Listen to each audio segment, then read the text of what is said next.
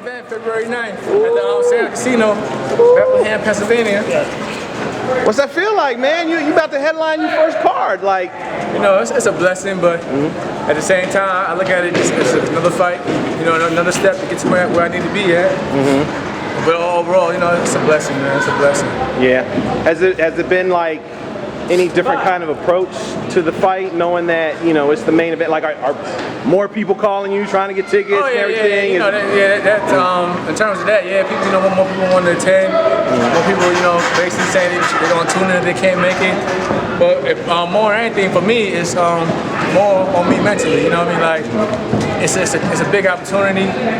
You want to take full advantage, but like I said earlier, I don't want to step out of my character and start, you know, doing things, unnecessary things, just like trying to please everybody. You know, so I want to step it up in terms of my performance, but I don't want to be basically out of character where I feel uncomfortable and I end up slipping up, and it's on me. And, right. I mean, I don't make no mistakes. Right. But at the same time, you know, so I want to go out there, fight a good fight my fight, and just basically overall get the win at the end of the night. But do you feel like, you know, because you are the main event, you know, it's basically your card. Do you feel like you have to promote more? Do you feel like you have to do? Because I know you mentioned you don't want to do different things. You know, like, you know, for the most part, you do want to stay focused on training, but you know, at the end, you got to play your part. You know, you got to promote not only the fight but yourself. You know, and your brand. So you know, I mean, but I'm kind of used to, you know, doing interviews, and you know me, I speak to anybody. Right. Anybody reach out, you know, I have no problem, you know, communicating.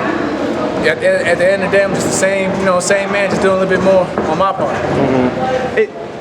I don't think too many people can really grasp what it's like to be in your shoes. You know what I'm saying? To go from the Olympics to now, basically headlining your own card on TV. I mean, is that something that, you know, kind of weighs? Is that something you think about? I know it's not something that you want to let pressure you or anything like that, but is this something, I mean, because you kind of want to celebrate, you know what I'm saying, knowing like, yo, like I've made it, but at the same time, you ain't made it yet. That's exactly how I was thinking when I was in the ring. It's funny, I was thinking that the whole time I was training, like, I'm here, but I'm not there where I want to be at. You know what I'm saying? Now I'm here when I was building up to be, but I said now that I'm here, it's time to, you know, go from here to the next level. So there's still a lot of work that needs to be done.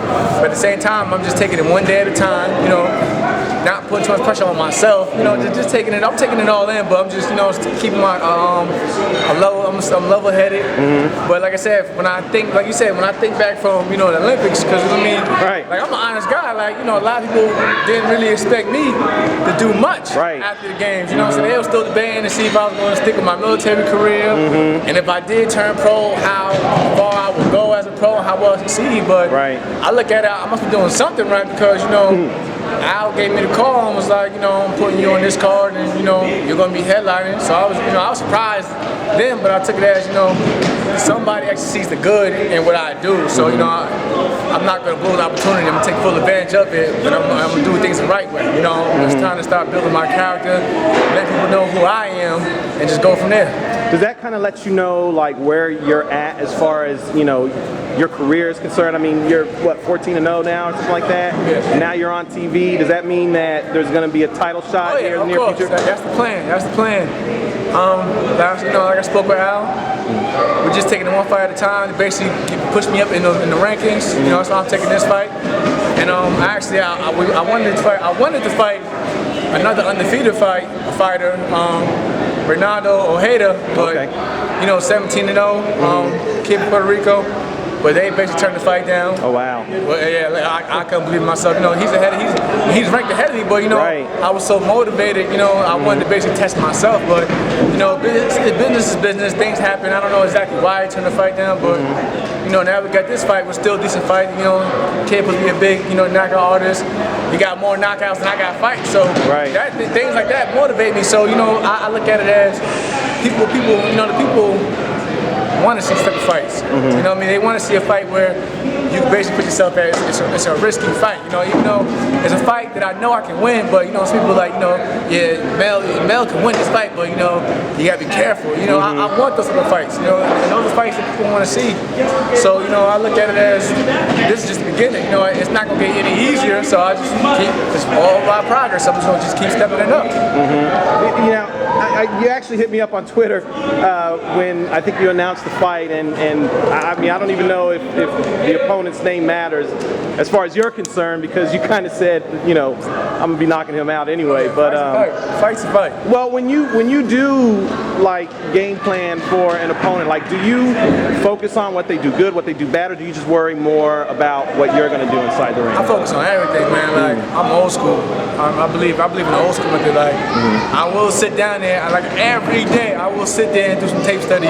Okay. And not pick out just the bad, because you wanna expect them to be at their best.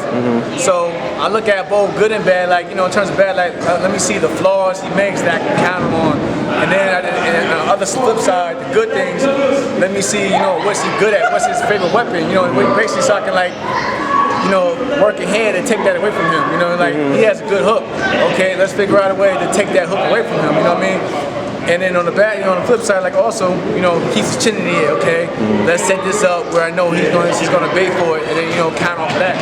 So I look at everything. You know, I don't believe in how some fighters, they go out there and say, I don't do tape study. Yeah. I feel like, you know, you do all that and work hard in the gym, you make the fight a lot more easy on you than going in there and being surprised, you know, because you don't know what you in there with. You probably just see an opponent in a record, I'll take it. But you never know, you know what I'm saying, what may happen, because, you know, the guy I'm fighting, he ended up knocking out a dude that was another prospect that was 21-0. So, you know what I'm saying, I'm looking at, okay, I'm looking at that, like, okay, what did he do to get rid of that guy? So, you know, like that. So I sit there, you know, do my tape study and go from there.